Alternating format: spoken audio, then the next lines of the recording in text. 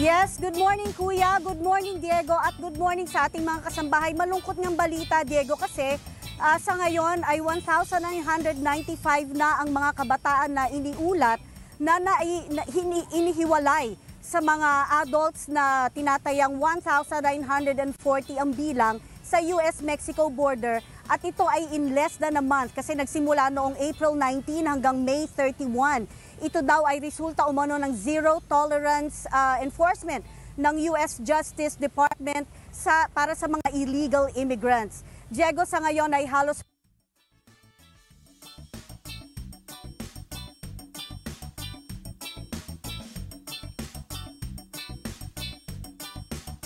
Ikan natin si Marie.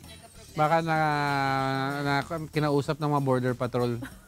Nakakala immigrant. Meron akong nakitang post, Tito Diego, Ate Beth, and Tito Ray sa FB regarding dyan, dun sa binabalita ni Marie Peñaranda dyan sa Texas. Nakalagay sila parang warehouse, tapos may mga cages. I'm not sure kung cage. Mga bata?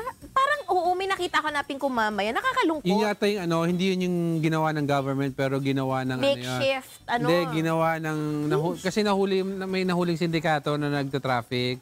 So yung area na yun, nung una parang mga kulungan, ginawa ng local government ng Texas, yung state government pala, inayos nila yung warehouse into makeshift homes to house them muna habang naghahanap sila ng foster care for the kids.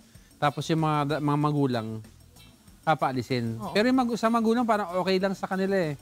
Kasi ang punto nila is to give their children daw better lives. So it's a big sacrifice.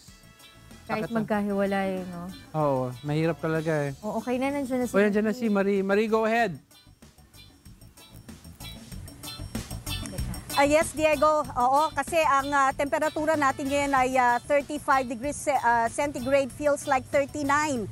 Kaya yung ating mga gadgets ay bumibigay. Pero tama yon, naririnig ko kanina yung pinag-uusapan ninyo. Sa Brownsville, Texas yon, at yun ay isang facility na itinayo ng state government ng Texas para nga dito sa mga, ang tinatawag nila dito ay undocumented immigrants. At sa ngayon ay meron ng 4,000 na kabataan ang mga nasa kustodiya ng Immigration Department, at hindi pa kabilang ang mga inihiwalay nga noong Marso hanggang Abril 2018. Nitong Mayo ay pinag-utos ni US Attorney General Jeff Sessions ang paghihigpit sa immigration border crossers, kung saan hinuhuli ang mga illegal immigrants na pumapasok sa Amerika ng illegal at kinakasuhan na kriminal. Ngunit nagre-resulta naman ito sa paghihiwalay ng mga immigrant na magulang sa kanilang mga anak.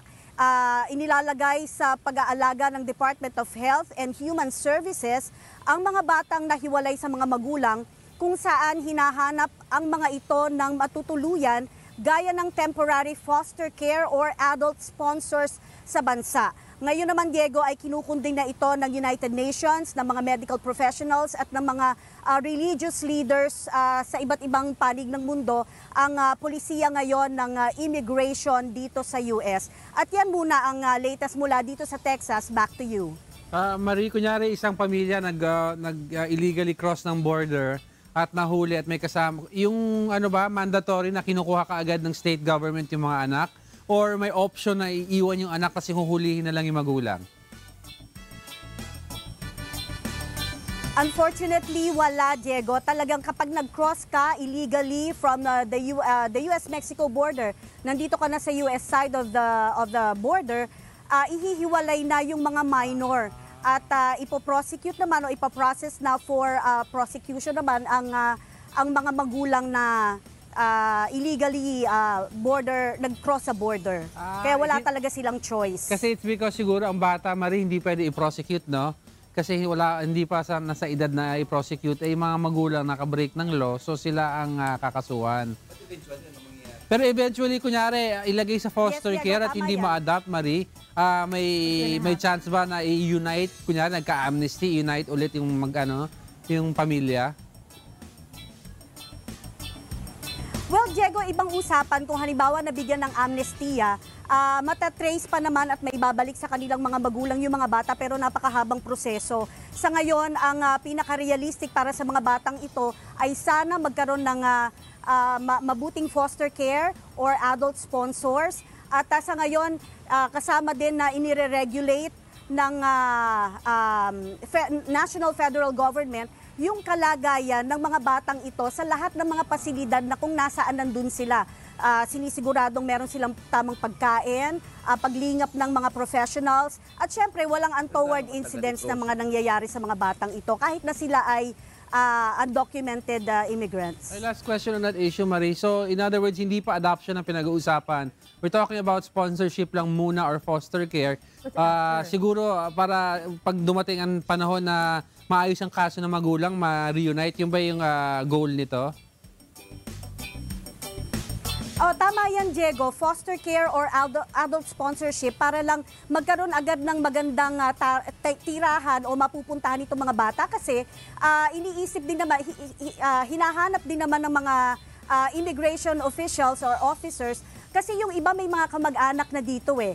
So Okay. whether ito ay malayong kamag-anak, itatrack nila kung pwedeng doon yung mga bata, pwede yon, binibigyan din nila ng choices itong mga batang ito. Pero syempre kahit na ganoon, hiwalay pa rin sila sa mga magulang at itong kinukundi na ngayon ng iba't ibang sektor sa buong mundo. Marie, I have one last question lang. Nahihirapan silang humanap ng foster family or magpo-foster care dun sa mga bata. At saka sa ngayon, ano na yung statistics? Sabi mo around 4,000 ba yung mga bata? Gaano na karaming mga bata ang nakahanap na ng magandang family na for the meantime mag-aalaga sa kanila? Yes, sa ngayon yung 4,000, yan yung nasa kustudiya pa lang ng US Immigration. So sa ating huling balita, wala pang na-distribute sa kanila o wala pang nahahanapan ng mabuting or suitable foster care itong mga batang ito kasi mahaba ding proseso. Siyempre, kailangan ng criminal background para sa mga nagnanais na na pansamantalang mag-adapt dito sa mga batang ito. Maraming background checks ang gagawin eh. So hindi rin siya madali. Alright, Marie. Thank you. Sabi mo, Marie, kanina 35. Oo. 35 degrees. Ang init. Ang Feels init. like 39. Feels like, so ano yung highest temperature na naranasan mo so far? Sa spring, Diego, mataas na ito, lalo na yung heat index. Spring Pero pa lang. umaabot din tayo dito ng 50 pag summer. Yes. Yes, spring pa lang dito. Sa June 22 pa ang official start ng summer ng Texas, pero nauna na siya sa balita, mainit na. Wow, 50. Sige, ako baka Kaya namumula yung cheeks. Oh, hindi, dali Rosy na natin cheeks. ito. Oh, may babati ba, Marie? Actually, nagkalat na ang ating mga nagbabate kasi nandito tayo first time sa San Antonio, Texas. Nandito tayo sa state park nila na malapit sa famous Alamo Museum. At underneath natin ay yung kanilang river walk. Oh, yes, One river walk. story beneath River the city. Nandun sana tayo nakasetup kanina. Oo, kaya lang walang masyadong signal kasi nga nasa underground. Kaya kahit na ganun yung init ngayon dito, medyo maganda-ganda pa rin yung simoy ng hangin kasi nga yung underground river nila o yung river walk ay 20 kilometers ang haba. Wow, San Antonio. Home of the San Antonio Spurs. Swerte naman ni Maria, mga naman. Yes. O, sige, Maria, maraming salamat. Si Marie Peñarando po yun live from San Antonio, Texas. Texas. Dati. San